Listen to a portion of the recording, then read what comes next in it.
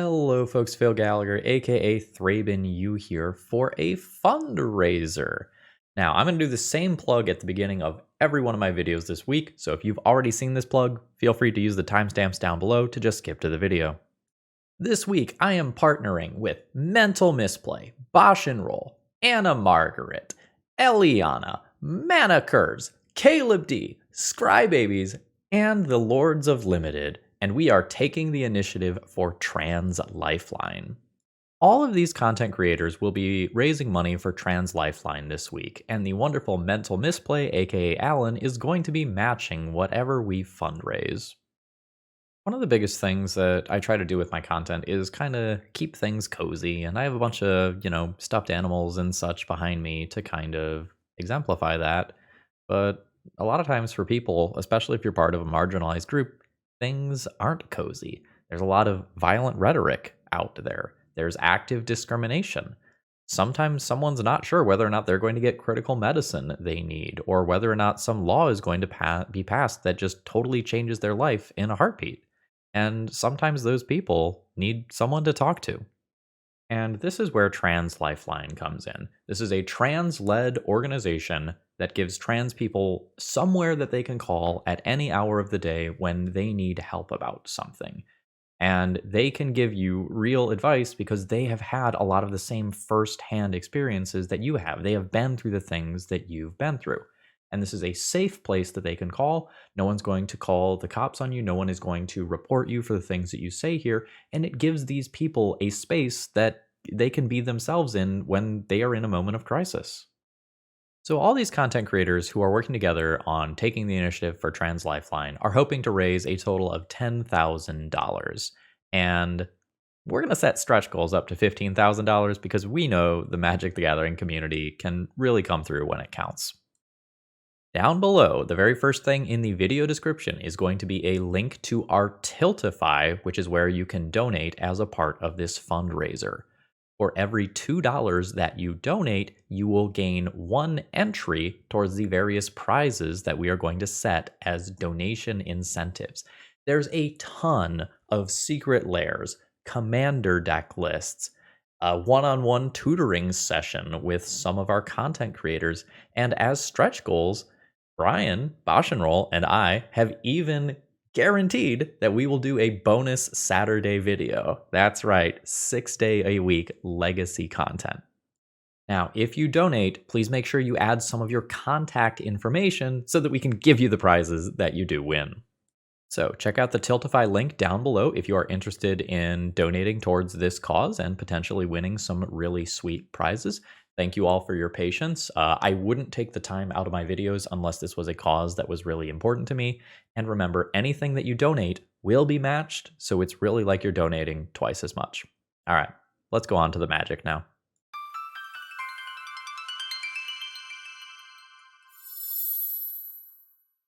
Hello folks, Phil Gallagher, aka ThrabenU here for another legacy video, and I was left alone with a dealer's choice donation deck list, so I'm going to be up to no good today. Thank you very much to That Maverick Joe for providing the support for this league. I think you're going to enjoy.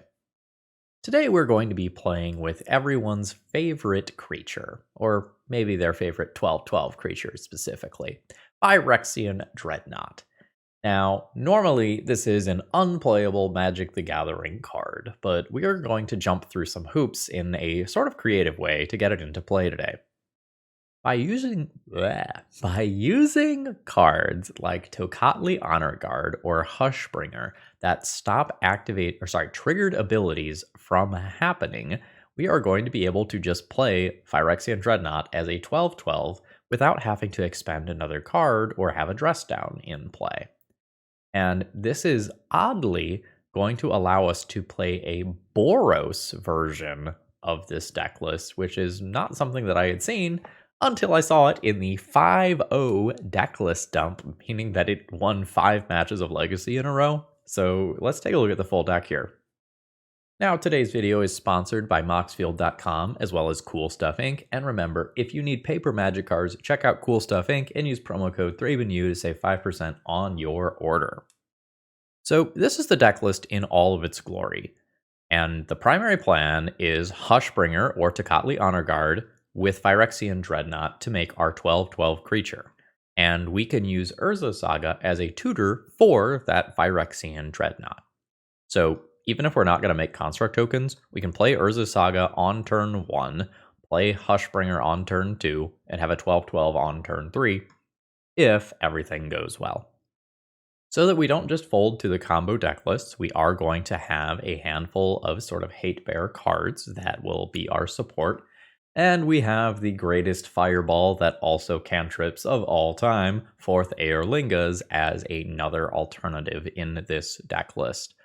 I think this deck list is going to be a lot of fun, and my big question at the end of the day is probably just going to be like, is this going to be fast enough and consistent enough versus the crazy range of interaction and combos that Legacy has to offer?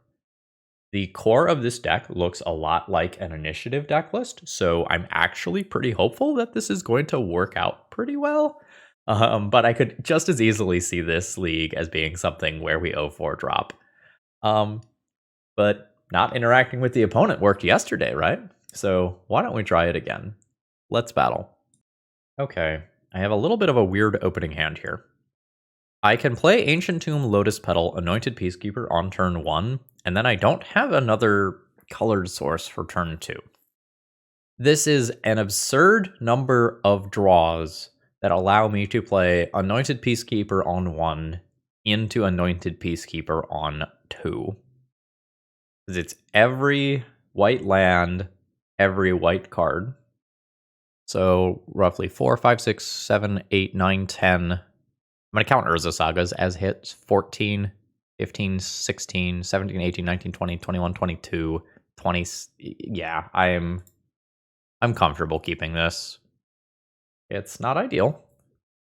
And it's not necessarily what I came here to do. But, you know, this is a Delver worth of power. Like a flipped Delver worth of power in play on turn 1. Oh, man, that Fury makes this all very awkward now, doesn't it? This is not a matchup that I want to see because my opponent has initiative creatures and I don't. I guess I'm just naming the Fury so that my opponent can't play that for free. Oh, I hate this. I have to manually scroll towards actual Fury. Okay. I just think we're likely to lose game 1 just due to how these matchups go. Oh, that was a hell of a fucking draw. Wow. Okay. I'm gonna shut up now. I'm gonna put Peacekeeper under Chrome Box and play a Tocatli Honor Guard, which stops my opponent's creatures from being actual initiative creatures. Stops Fury from being a removal spell.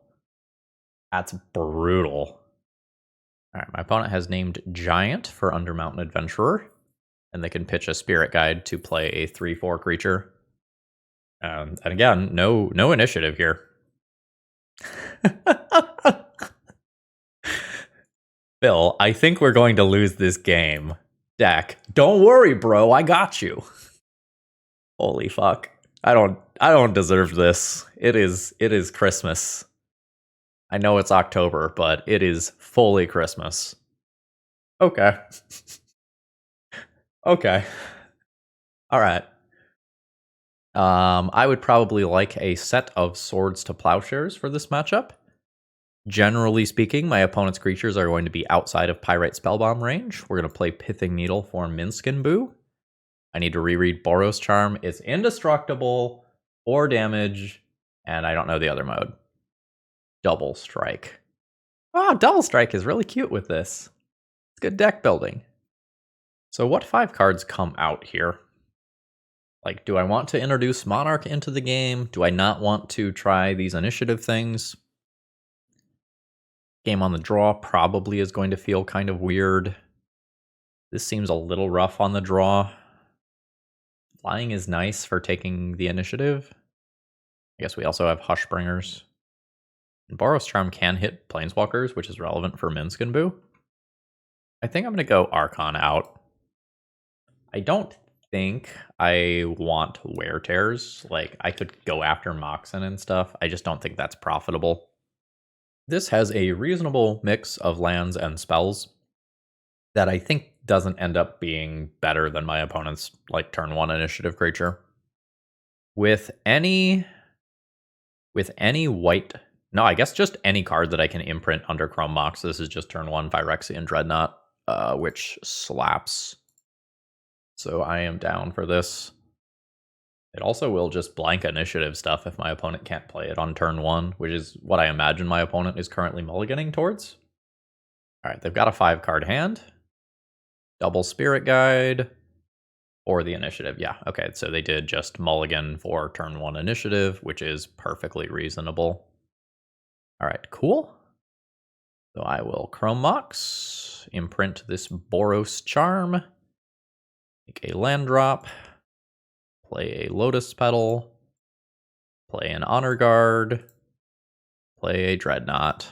Got a 12/12 in play on turn 1 versus my opponent's green-red deck that probably can't really remove creatures. And they are on the Scry plan. Now this is also a mana dork, so some weird things could happen. But my opponent's removal is probably on things like Fury, so yeah. Well, they topped their cards, so they've got something fire over there. I guess they could have artifact removal that can remove Dreadnought. Gone, bounce it to hand. Sure. I'll take 3 damage. I can redeploy this on my turn. Sure. Redeploy the creature. Pass turn. My opponent makes a treasure token. Honestly, that might have been a good time to go to Arena to goad the Honor Guard to attack to make a future dead gone and out to Phyrexian Dreadnought more permanently, but I don't know what their hand is, so. Fiery Confluence. Oh yeah, that's real good. I'm at 15 from that. I'm at 12 from the attack.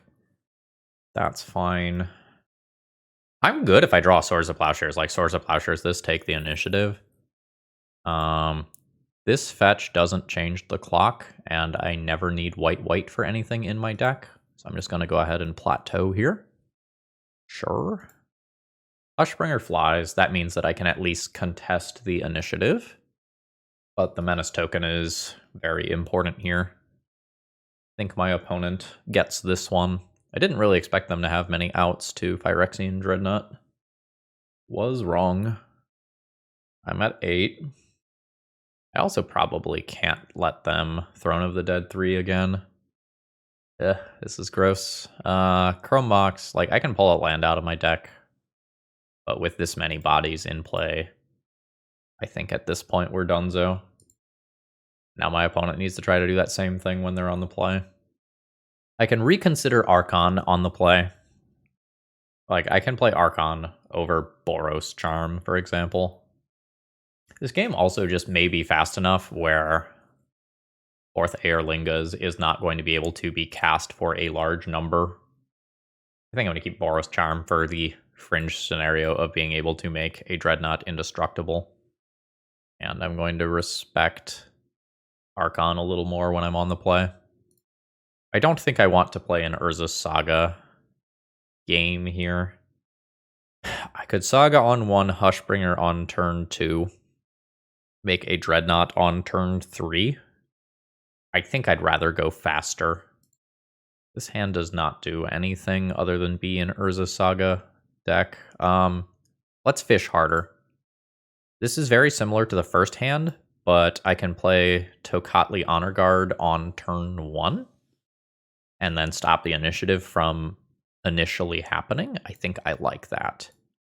I'll probably keep my... Am I keeping the 3rd land? Since one of my lands disappears, probably. I think we're just going to be living off the top of the deck a little bit. And hoping that turn 3 Dreadnought is fast enough when... well, fuck me. Alright. Doesn't have the mana ability yet. That wins my opponent this game. I guess I should have played Saga out and let it have gotten the mana ability. And then I can Tocatli... Well, never mind. Not punished, but could have still had a Lotus Petal. So, Plains Petal, Honor Guard. Have to get lucky off the top. Like, my opponent's creatures are just larger than the Honor Guard. So, like, I can still very much lose to just 3/4 creature off a Spirit Guide this turn. Alright, there's some damage. Okay, it is a Fable of the Mirror Breaker.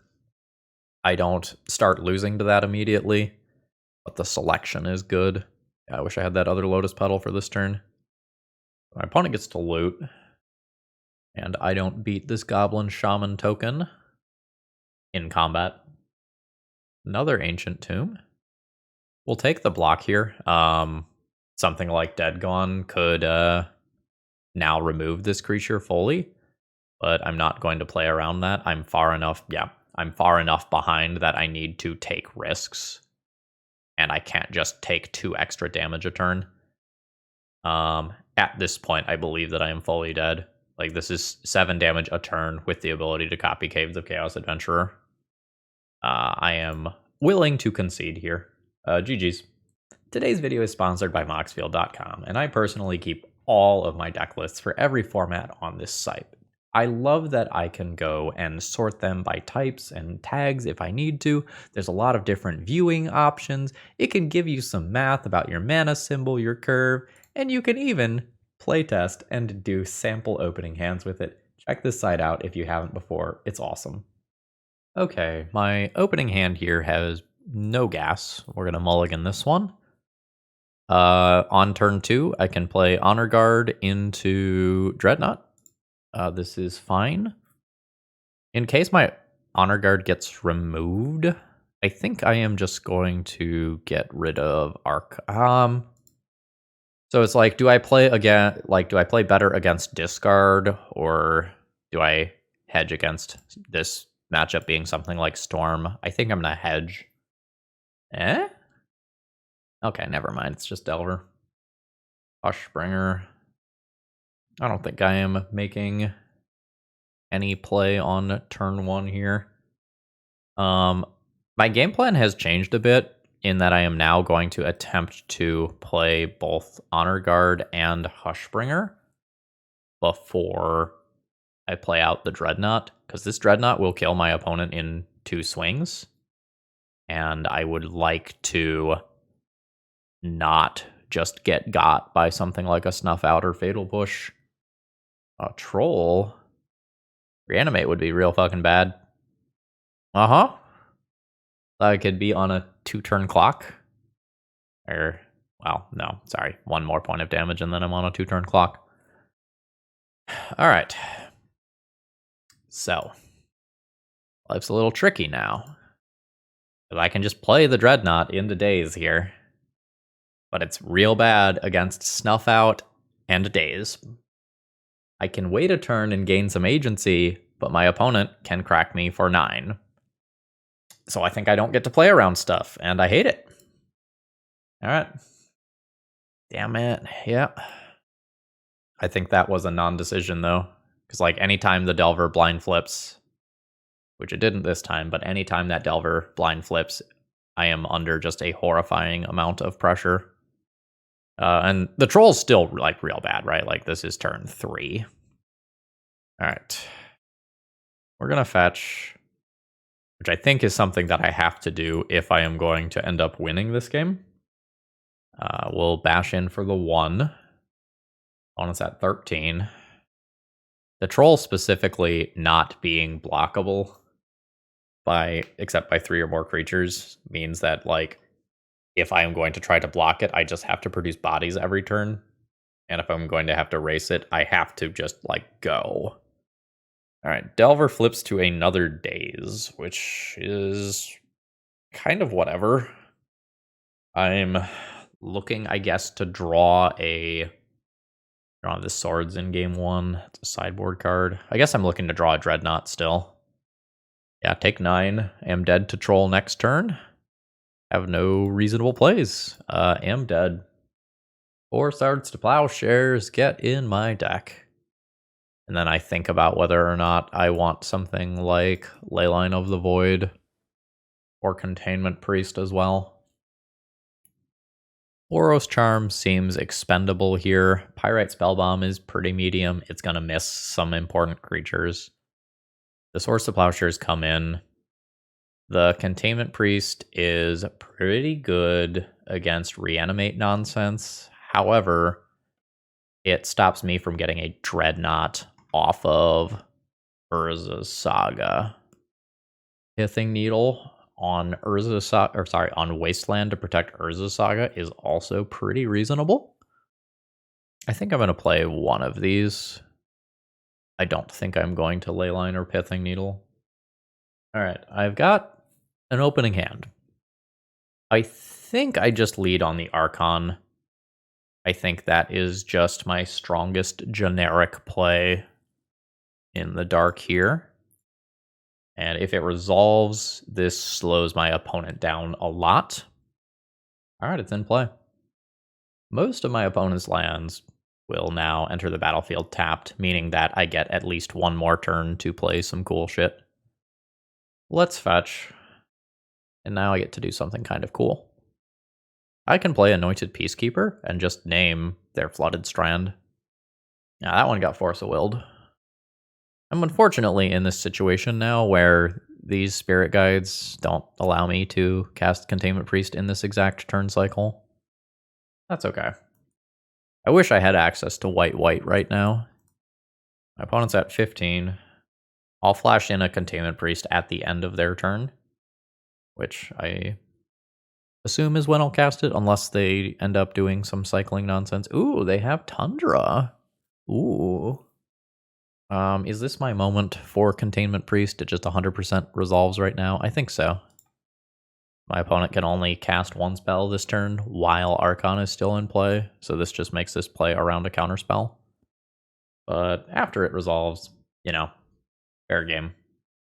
At this point, I expect to lose this game unless I top deck well. And that is a card that I was terrified of. Okay. So the good news is that my opponent is at 12.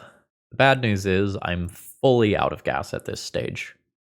So I can Swords this Murktide Regent, and I can pay for a daze, or I could just try again next turn. Get out. Oh no, not daze. Hey. That's a Force of Will. I'll try again on my turn. Alright. Swords Murktide Regent. That's a lot of life, though. Like, that's 2 turns with a Phyrexian Dreadnought. It's infinity turns with a Containment Priest here. Alright. We may end up putting this Spirit Guide under Chrome Mox. I don't think I'm interested in doing that immediately, though, because a discard spell that targets me would just take Swords to Plowshares. Alright. I've got some thinking to do. This attack puts my opponent to 11. I can Chrome Mox, Imprint Swords, Spirit Guide, play an Anointed Peacekeeper. I don't really know that I'm supposed to do that. It feels like giving up this Swords to Plowshares is giving up too much. Like, the Swords to Plowshares is specifically very important because I have used 2 of my removal spells already, and I don't have that many in the deck. Alright. Crash in for the 2. Opponent's at 9. Now I'm fine with doing this. I think I'm okay with the Peacekeeper being dazable. I would just really like to speed up my clock. Multiple Swords to Plowshares. I will awkwardly name Swords to Plowshares. Right? I could just name Polluted Delta and force the issue, but I think it just all kind of ends up in the same spot. Attacks my own sword, but it feels like my opponent's at the point where they need to remove my shit. This does mean that they had a Swords to Plowshares for at least 1 turn that they could have used on the Containment Priest, and just chose to not do that. I wonder how much damage they have taken because of that. Well, send them. Opponent's at 6. We'll do this again. Okay. We're playing the same game again. My creature just gets removed again by the swords. Yep. I'm just living in fear of a Murktide Regent that just gains my opponent a bajillion more life. Alright. Battle, battle, battle, battle. Opponent's at 4. I don't think you play that land drop. I see. So they wanted to save the fetch. Okay. I suppose that's reasonable. Alright, go to combat. Punch to 2. Opponent's at 2. They did just draw 3 cards with Lorien revealed. So this turn definitely could get scary. Is Pyrite Spellbomb in my sideboard? No, it is still in my deck. Opponent's on a clock then. Wasteland is one of the cards that my opponent wants to see the most right now. But they need some sort of answer to Containment Priest immediately. Okay, there's a Wasteland. That's fine. Prismatic Ending keeps them from being dead. And looks like it's going to shift to my turn. I think we are fully on the thin the deck of lands plan at this point. Found another one, though. There's Orcish Bowmasters. I think I'd take some short-term hits for that. Again, because of how scary a Murktide Regent is. Opponent fetching to 1. Sure. My opponent's cantrips are going to be very good at this point. Well, I guess pitch casting a Force of Will isn't going to be the best. I'll take 2. Rough. Possible that we just bottom out here and die. It's only 2 damage a turn, but my opponent can just cast a Force of Will right now. Okay. I'm casting that. For 2? Do I want to play around double days? Do I want to play around multiple removal spells? How do I want to do this? I think playing around a daze and a fluster is fine. Let's try 2 playing around soft permission. The Force of Will stops it. Another Bowmasters. That's fine. At this point, I should think about removing the Orc token. But I'm going to try to just keep taking damage from these. Because, like, Pyrite Spellbomb kills my opponent right now, and it doesn't if I remove this Orc. Oh, Murktide Regent is also just coming. Sure. We have a handful of draws for lethal here. That is not one of them. 8, 9, 10, 11, 12. I could. Swords to Plowshares an Orc token. I think I need to reset my opponent's life total, and I hate it. I hate it so much. But I think I am supposed to do this. It stops the Bowmasters from attacking. And then I'm only taking 2 damage a turn. Yeah, this is okay. It resets the game in a way that I don't like. Yep. Death by 1,000 cuts. I'm at 7. Probably don't want to fetch with this land. Is that another fucking Murktide Regent? Oh, it's a troll. Okay. No, that's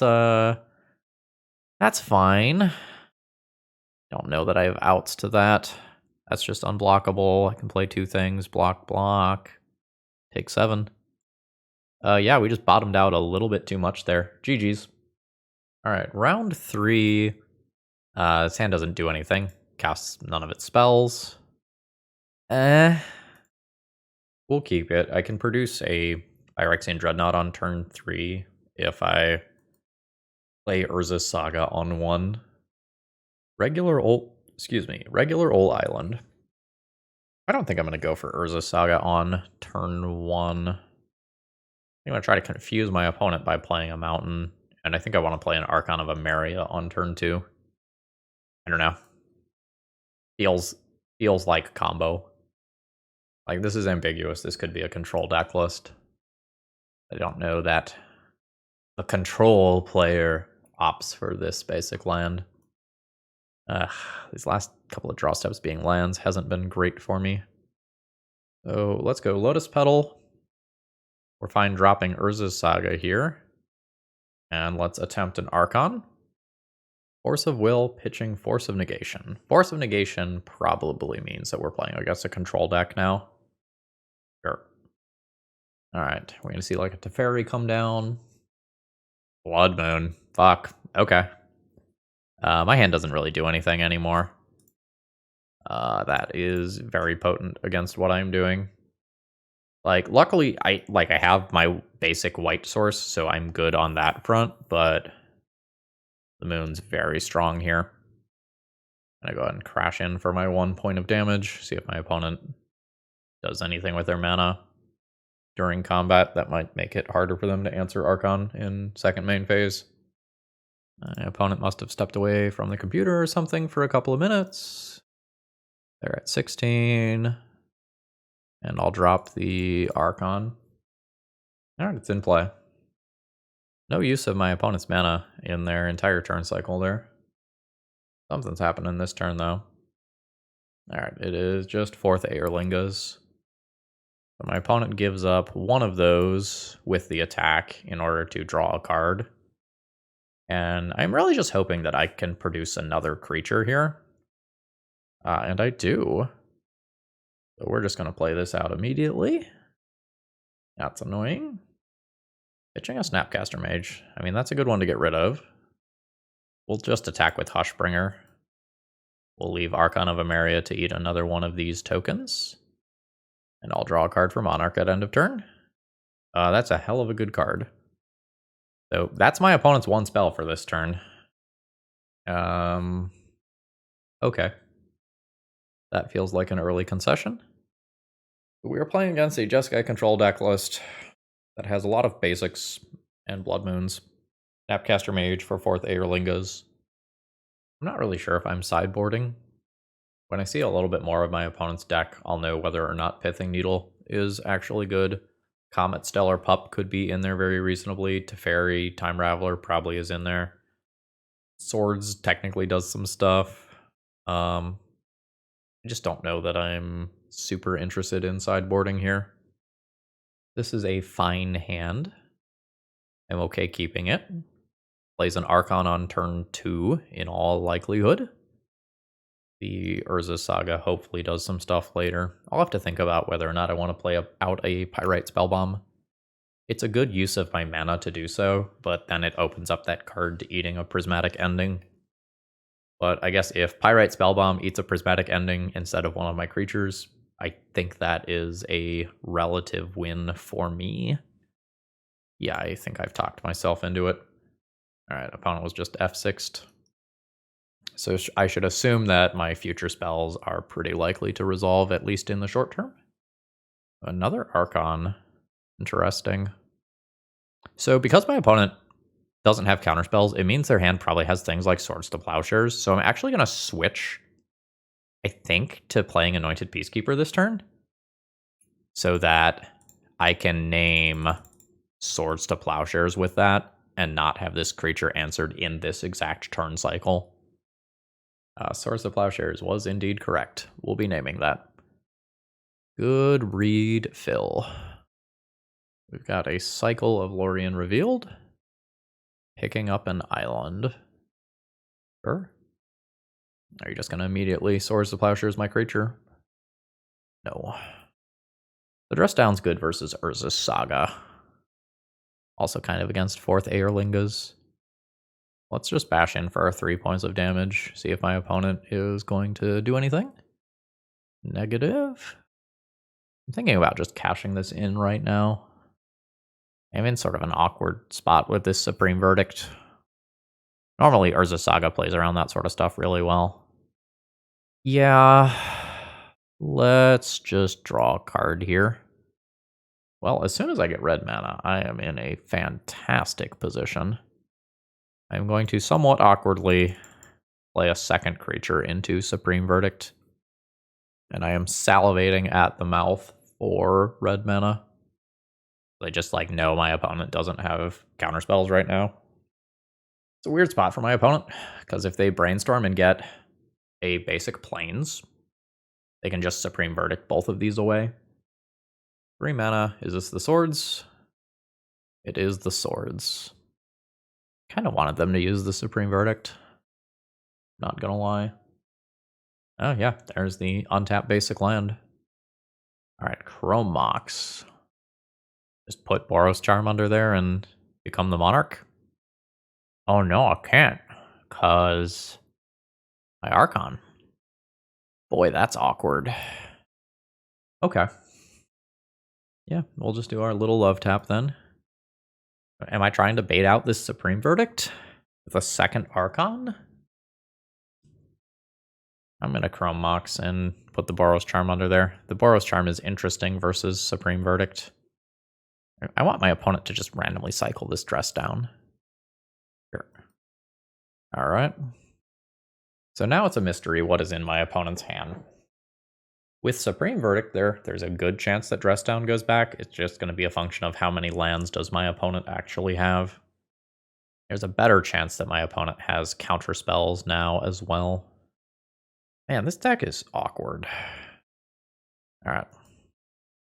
I think we are on a multi-turn Eorlingas hand sort of situation, where I throw this out there for a good number right now. My opponent casts Dress Down to remove the haste on my creatures. Supreme Verdict's my board away, assuming we have both those things still.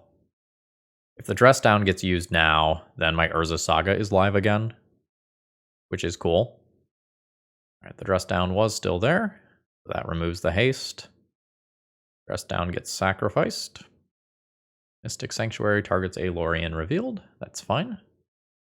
Supreme Verdict will clear the board. That's fine. So now we are back to just kind of everything being as expected. Another Mystic Sanctuary targeting a Swords to Plowshares. That is not currently castable off like a Brainstorm or something.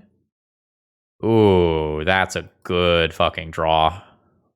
Oh, wow, I'm super happy with that.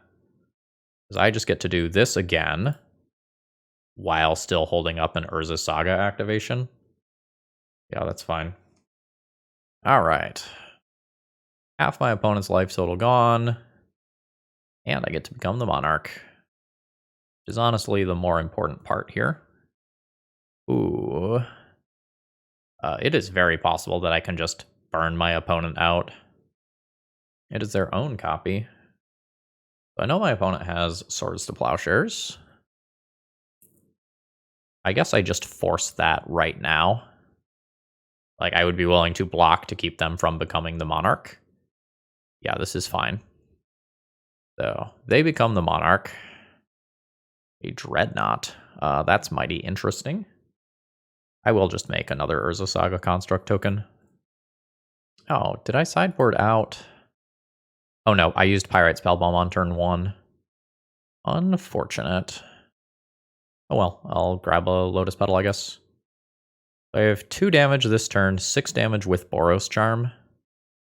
I can also just make a Phyrexian Dreadnought. I think I want to play Archon of Emeria and hold up BOROS Charm for my opponent's turn. I think that's my plan. Alright, send him in. Alright, this is all kind of going as expected here. Alright.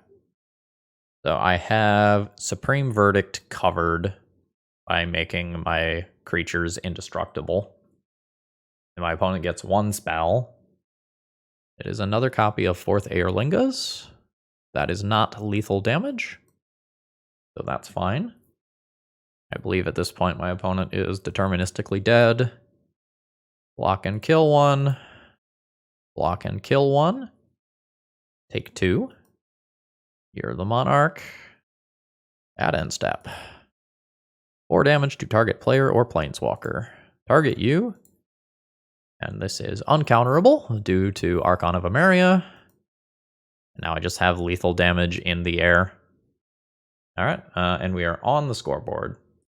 Okay, so this hand's very awkward. Like, I can Chrome Mox, imprint a Spirit Guide, play a turn 2 Fable as like my plan. I don't know that this is better than just mulliganing. Like, the Fable is fine. The Fable a turn early is nice. If I draw a colored card, I could Fable on turn 1. Like, is this just going to be better than a mulligan on average? I'm not sure. I'm going to keep it. Dryad Arbor, you say? Chrome Mox, imprint, Anointed Peacekeeper, play Urza Saga, Fable, like Fable into activate Urza Saga just being the plan. Okay, I like that. Imprint Peacekeeper, play Saga, red for this. And we'll see which Dryad Arbor deck my opponent is playing. Could be an Elves deck, could be some generic Green Sun Toolbox deck, like a Maverick deck. Treasure tokens growing, the Urza Saga token will be sweet. Basic Mountain. Playing against like Applejacks? Like, is there Veteran Explorer nonsense going on over there? I'm absolutely interested in discarding 2 of these lands for other cards. Okay. So, as much as I wanted to make large Urza Saga tokens, this is just too good to pass up here. I mean, here's my 12/12. Here it is. We'll hit my opponent for 12. They're at 17.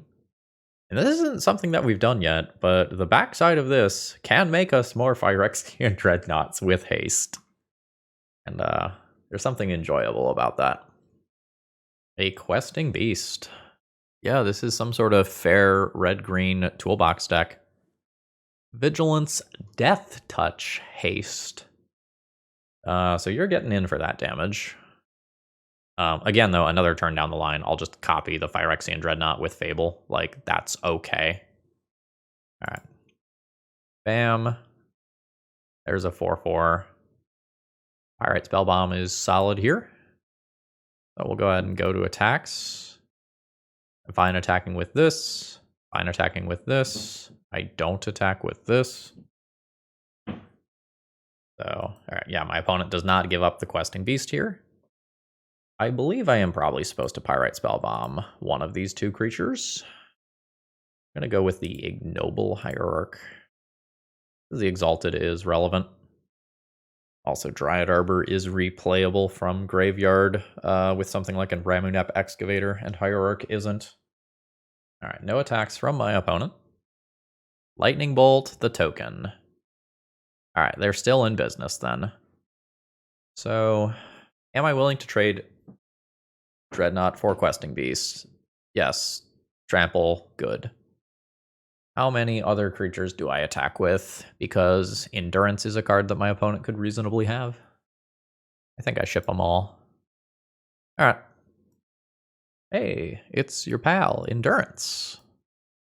So block here. 5, 6, 7, 8 incoming, plus a bunch of trample damage. Sure. Those blocks leave my opponent dead. They needed to endurance block the construct token. And then they stay alive. They lose both their creatures. They have Dryad Arbor on board versus this Hushbringer plus these 2 things. So like they're still probably losing. I like these 5 cards, I think, versus what I've seen from my opponent. I don't know whether or not I need Pithing Needle. Minskin Boo is something that very much is in these colors that my opponent is probably playing. Grafdigger's Cage. Just stop Green Sun. I think I don't want Boros Charm. Archon is also pretty medium, honestly. Like, it flies, that's its big upside. I could play this for Minskin Boo and keep one of these. You keep the Boros Charm to double strike with a Dreadnought. That's kind of cool. That might be ambitious. Okay. This hand doesn't do anything. But with any red card or red land, this is reasonable. With any Tocatli Honor Guard type card, this is reasonable. With an Urza Saga, this is reasonable. I think I keep this despite the fact that this hand does nothing. And that is weird for me to say. But it feels like this is improved by just so many draws here. We Dryad Arboring. Oh shit, it's Applejacks. Okay. Ancient Tomb, not good. So we will Chrome Box. I have to, unfortunately, imprint this. And we will take out the Orcish Lumberjack, because that is a Black Lotus in disguise. Now, 100% of the time, I'm just going to draw my 4th Ancient Tomb next turn. Hierarch's fine. Okay, Anointed Peacekeeper. Reasonable. Let's see what's going on over there. Okay. Force of Vigor is good to know about. I would have already suspected that. I think I named the Minskin Boo. And I think I'm not going to play an Ancient Tomb. I think I'm mostly interested in looting those away to a Fable of the Mirror Breaker. From my opponent's position, I'm not sure if you're supposed to, like, very aggressively Force of Vigor my Chrome Mox. Like, they know I've missed a land drop. That's their draw for turn. Green Sun for X's 3 is online. Hardcast Force of Vigor is online. Probably have access to Collector Oof. Probably have access to Ramunap Excavator.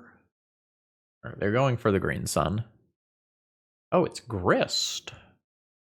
Sure. That's not bad. We'll send this at Grist. It's not going to get through. Yep. Force of Vigor is so good. Because this says artifacts and enchantments. So, like, I play this out and I just set my opponent up for a better 2-for-1, but I need this extra body so that Grist isn't just left on board with nothing else there. If my opponent pitch casts it, though, they lose Minskin Boo, and it might just be better for them to tap Noble Hierarch, Ignoble Hierarch, Grist minus kill Anointed Peacekeeper, put Minskin Boo into play. Like, I think the line that ends up with my opponent having 2 Planeswalkers in play is very good. And then you get a shot at drawing a green card to just Force of Vigor in addition. But, like, looking at my own hand here, like, I have double Ancient Tomb that I really want to loot away. So I don't think it's a clear right versus clear wrong situation. Another Green Sun. Opponent's cards are gasoline right now. My opponent has Ramunap. I kind of like Ramunap. Wooded Foothills, fetch Dryad Arbor, sacrifice Dryad Arbor, kill Anointed Peacekeeper. Sure. Ancient Tombs became reasonable again. Am I playing a post-combat 4th Eorlingas to make 4 4/4s? Yeah. We'll send this at Grist. Opponent just takes a safe chump block rather than exposing Endurance to something else. And is making 6 of them next turn better than making 4 of them now? I don't think so. The life loss from these Ancient Tombs is very real.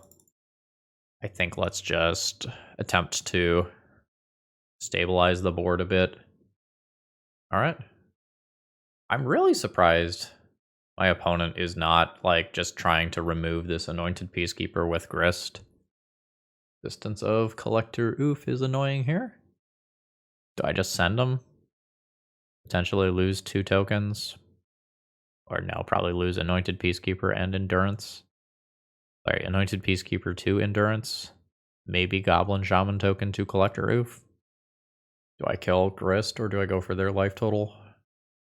How am I beating Minskin Boo and Fury that are coming? I think I am going for their life total here. I think the plan involves deal a good amount of chip damage this turn, hope Collector Oof dies, and play another, like, 4th Eorlingas or something. At some point, my opponent just, like, hits their 5th land and plays Fury as well. And my board, I think, starts to rapidly decay the longer this game goes on. So I think this is shove time. Ooh, opponent taking no other blocks here. They are at 10. This is currently off. I have 10 power on board. Am I dead? 4, 7, 8, 9, 10. I'm dead if they see Grist minus as a part of their line. Fury. Okay, so they missed lethal. Now this is obviously still very good. And probably good enough for the win. But Minsk plus on Hamster minus Grist leaves me dead there.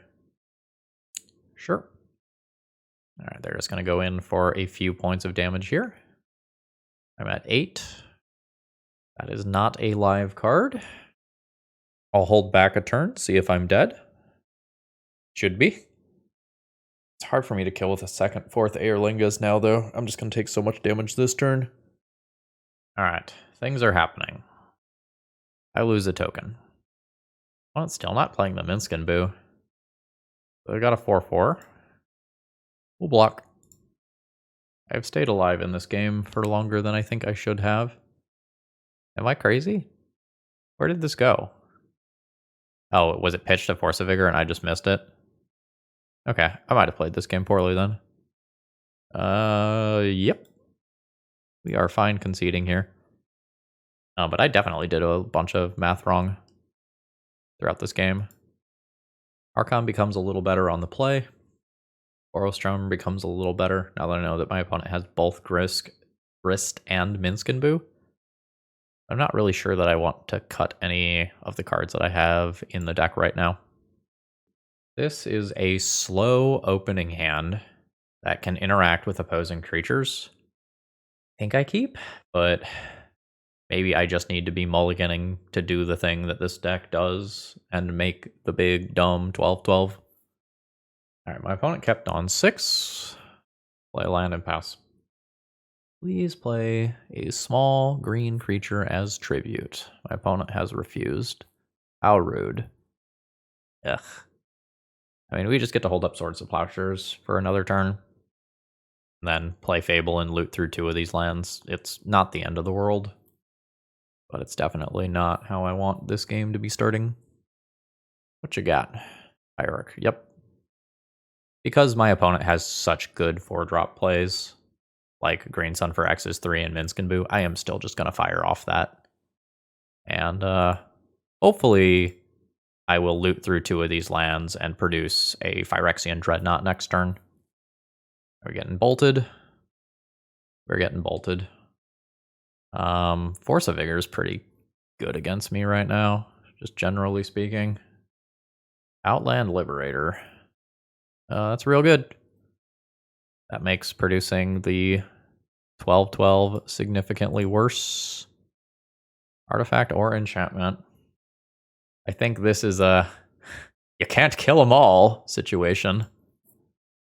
So we'll play the Urza Saga and drop another one of these. I've got a lot of value spread over permanents. Force of Vigor, getting these 2, and then sacrificing this to blow Urza Saga, I think instantly wins my opponent the game. Okay, it is attacking. I'll take the 3. My opponent can choose not to play any spells to transform it into a 3-3 that can nuke these things on attack instead. Oh, it is Force of Vigor. That's rough. I guess luckily my opponent... No, there it is. I think you're fully supposed to kill this Fable. Absolutely supposed to kill that Fable. This looting was insane, at least in theory. It was a little frustrating in practice. Let's send in accrue extra mana for if we draw a 4th Eorlingas. It's at 17. I'm going to cast a Spirit Guide so that this doesn't transform. And similarly, we are not going to play out Lotus Petal so that I can have a spell to cast on the next turn. Yeah, I'm good with this thing attacking. I'm at 14. I'm attacking for 4. They are attacking for 3. Sure. This transforms. Yeah, we'll continue to beat on in, I think. Oh no, what is this? That's not great. That's pretty bad for me. I deal 2 to my opponent. They're at 13. So I can now cast 2 spells during my own turn to flip this back. I think I'm still going to name just Minskin Boo and put a tax on activating that rather than activating this. Play out the Lotus Petal. Pass turn. And we'll see a fetch, potentially for Dryad Arbor. Ooh, there's black mana. That is Stomp. Then my opponent has a 4-3 body back. They can attack me for 4 with Endurance. Sure. Probably puts the brakes on my own turn here. Or sorry, on my own, like, attacks. I cast no spell, this blows up a Lotus Petal. I think that's fine. I find trading this for Bone Crusher Giant. Yeah, I would do that on my own turn anyway. And if I get the damage in, awesome, right? Because every single point of damage matters. Or like a 4th Eorlingas. Okay, we are going to trade. I currently have 4th Eorlingas for X equals 5. I can just play a Phyrexian Dreadnought to keep this from destroying one of these things, to keep that as an option. But if I draw like a Tocatli Honor Guard or whatever, I want to have 2 of these. I think I don't play it. It's just real awkward. I don't know, maybe I don't attack on my turn to attempt to just kill Frenzied Trapbreaker. I don't know. These draws are not lining up. So at this point, I will just flip that back at the cost of a Phyrexian Dreadnought. I will sacrifice Phyrexian Dreadnought to its own ability. This is a very sad thing to do. It unfortunately just costs my opponent so little to flip it back right now since they are ahead on board. Yeah, yeah. So this is a 4/5. I don't have good blocks against it. I think I just go to 2 rather than chump here. There was my next draw. A Hushbringer. Classic. All right. The auto mulligan. I could on the draw keep a turn 2 4th Eorlingas for X equals 1 with probably multiple dead cards in hand. I'd rather go to 5. What does this one do? I can go plains. This, play turn 1 Archon or turn 1 Fable. This hand's going to be a keep, and I just have to decide how much mana acceleration I can afford to keep. If I'm playing against combo, like a turn 1 Archon can win me this game. BOROS CHARM is never involved with the win. I could play turn 1 Fable instead, and then some portion of the time on turn 2, I can follow it up with Archon. That might be better. Bottom the mountain. But this does not look promising. Oh man, if we're just playing against Delver, I think fully just dead in game 1 here. Daze ruins his hand. Lightning Bolt probably also ruins his hand. Yeah. Well, we played a good game. And another bauble, sure. My opponent gets to see whatever card I'm about to draw. A Crumb Box. Honestly, that's better than nothing here. Like, that turns this Spirit Guide into a long-term mana source. Yeah. I think I Fable. Yep. But I don't think that I should pitch Archon under Chrome Mox in order to, like, play around a Daze. I don't think that's profitable. Land? There we go. Fetch. Grab a mountain. Attempt an Archon. Unfortunately, like, Daze, Lightning Bolt will just cleanly answer this. In play. Out of play. Opponent still has 5 cards left. I would concede, because my spirit is broken at this point in this league, but 4th Eorlingas is such a stupid card that it can just steal me a win if my opponent doesn't immediately answer it when I cast it. Sure. Alright. Another land drop from the opponent. Now my opponent gets a 3/1. Like, do I just scoop it up? I'm at such a low percentage point chance to win this one. Like, Urza Saga is covered. My opponent is up a lot of cards and is up greatly in terms of card quality. I think we're at the please be bad opponent stage of the game. Let me produce mana with this. Holy shit, they let me produce mana with it. Okay, cool. What the, oh, is that the other side of... Okay, there's an alternate art for that. Sure. Brazen Borrower and just the Daze. Alright, so my opponent just casts another Brazen Borrower. I get whacked for 3. It's me at 13. I guess this turn I could have drawn a Hushbringer, played a Hushbringer, and gotten a Dreadnought into play, and that would have been cool, but it didn't happen. This gets wastelanded. I have a 1/1. I'm done. 4 copies of Swords to Plowshares seems reasonable. Pithing Needle for Wasteland is an okay thing to consider. I'm not the most interested in BOROS Charm here. Maybe cut one thing that is a 3-drop or higher.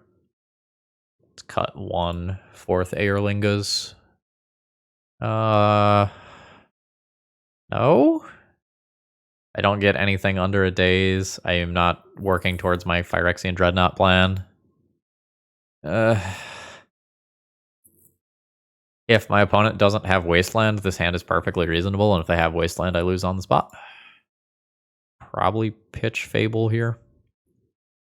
So I will Chrome Box, imprint an Honor Guard, play an Urza Saga, drop an Honor Guard, and I'm going to play the one that has 1 more point of toughness here. So, am I dead to Wasteland immediately? No, that's the good news. So the real question is, do I just play Hushbringer on my turn rather than making an Urza Saga construct token? I think so. Opponent knows that I drew this. Yeah, I think I just go for the redundancy here. I'm still bad versus Wasteland, but I don't just want to fold to a Lightning Bolt. Chip in for 1. Alright. Okay, that's not Lightning Bolt mana. I guess that's good.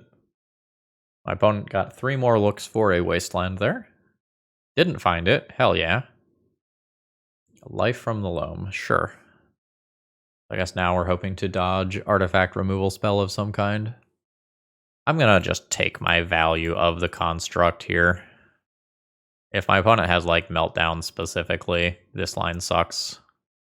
Otherwise, it's pretty reasonable. Pick up a Plains. A whopping 2 points of damage.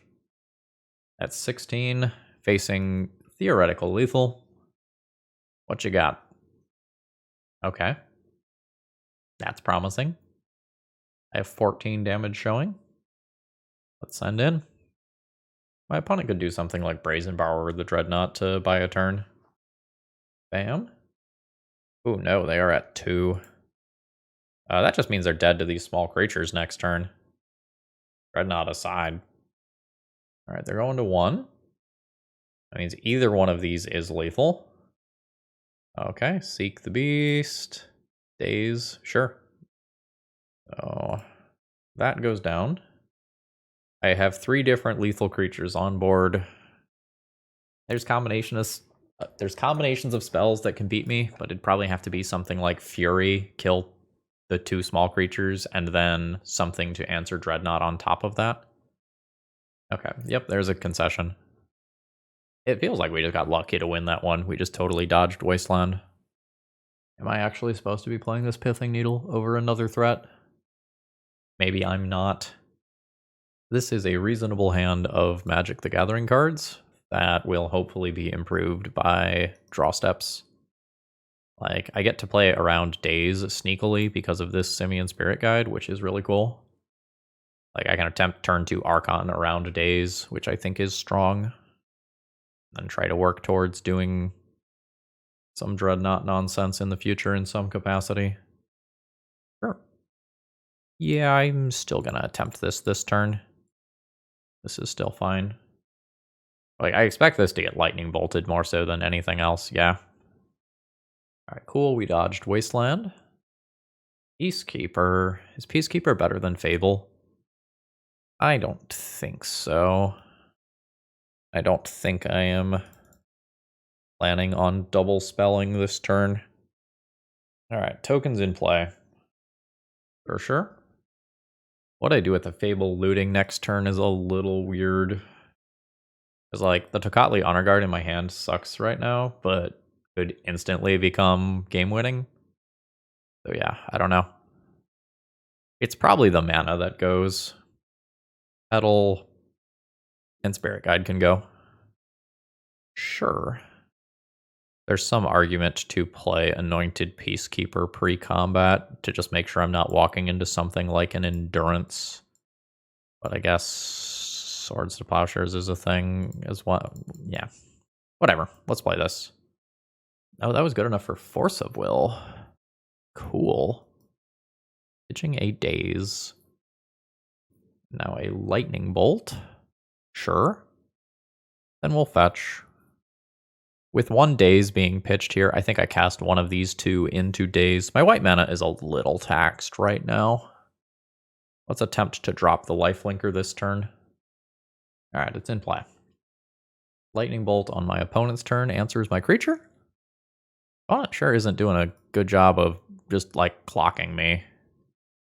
Because of 4th Eorlingas and Wasteland and stuff, I think I keep making land drops. Alright. Things looking okay, but that questing druid, whatever the other side of it, can definitely do some things in terms of giving my opponent some card advantage here and helping them catch up. I imagine that's what we're seeing here. Oh, it's a petty theft. Okay. I am generally happy with making another 2/2 token. Okay, no plays from my opponent. I'm going to attempt to loot away that land, assuming this does resolve. Force of Negation makes sense. I'm not going to play this one, I don't think. I could. If I play it, I can Source of Plowshares on their turn without losing life. Yeah, okay. Sorry, Source of Plowshares around Daze specifically. I'm fine with the marginal fetch to thin here. There's now a single plateau left in my deck list that fetches. I don't think I'm going to play that. So Brazen Borrower now comes in. Brazen Borrower now goes out. Yep. That's annoying. That kills me in 4 turns. And dodges Swords to Plowshares. This is very slow at this point. It's not like it's a bad card, but we needed this a couple of turn cycles ago. Now I'm just in danger of being clocked by True Name Nemesis. Oh, that's also bad. Sure. I kind of feel like my opponent messed up. Like I don't know that it's gonna matter, but like wastelanding this Urza Saga is so important right now.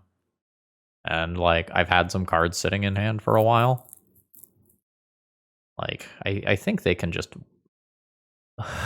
man, I can't get a reasonable draw here. Yeah, I don't get to attack this turn. I'll play the Lotus Petal so my Urza Saga token is 1 bigger. Yeah, this Wasteland is just going to get to take out my Urza Saga. I'll be left with 3 power in play. I could take up to 7 points of damage this turn. Yeah. Make my token. Okay, opponent is not just getting as aggressive as they possibly could. We'll see if it costs them. I now, I think, have some lines that produce lethal next turn. Sure. Reveal, I think, these 2. Alright, yeah, I have a 12/12. Yeah, potentially with like 4th Eorlingas, I might be able to produce lethal next turn. We'll see. Part of it depends on how my opponent attacks. Sure. Okay, yep. That's a lot of scrying. Daze and Fluster go into the yard. Sure. My opponent gets to see my card. They get to see whether or not it's like 4th Eorlingas ahead of time. It might be, based on that action. It honestly might be. Uh-huh. I'm dead to Lightning Bolt. Fuck. I'm at 1. It is Swords to Plowshares. I can gain 12 life. Yeah, sure doesn't seem that good. So I can attack them for 12 and try to put them into range where 4th Eorlingas can kill them, but that leaves active Minsk and Boo. I don't know that I'm beating active Minsk and Boo. Let's kill that. I'll leave back both of these on the off chance that these don't end up flying. I want to be able to block. Alright. Outright. Gain 12 life. Sure. Alright.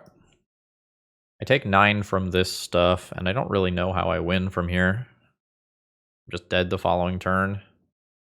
Kind of feel like I've been in a terrible position all game.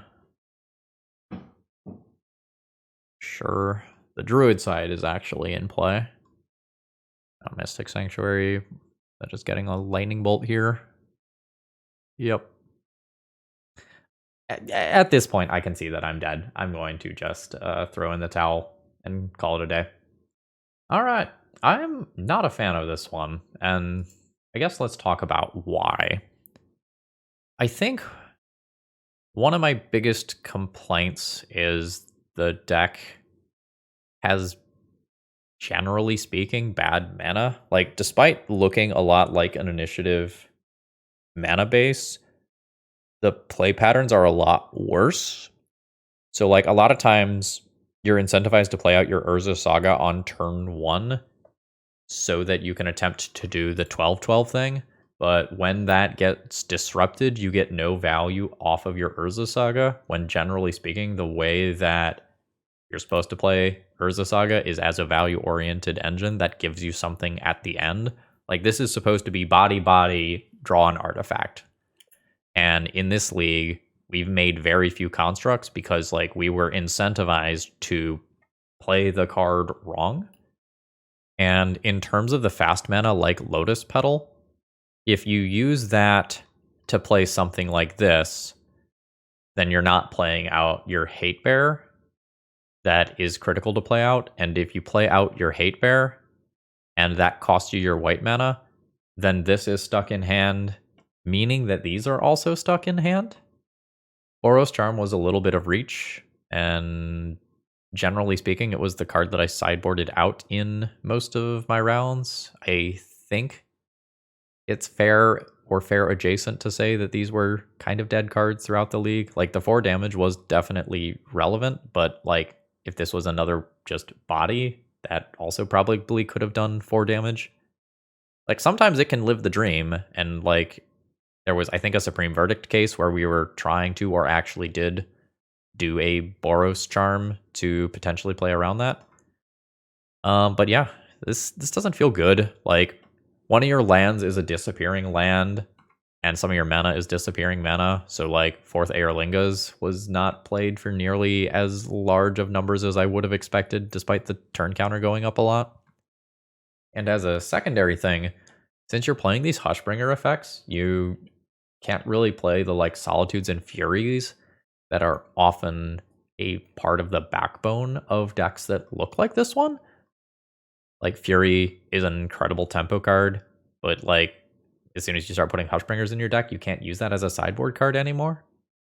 Yeah, and I don't know, when we were also playing against the control matchups, like, common cards like Supreme Verdict and Dress Down just obliterated all of my play patterns, and it didn't feel good. This one gets absolute thumbs down from me. Had high hopes, looked cool, did a few cool things throughout the league, but I'm not happy with this one.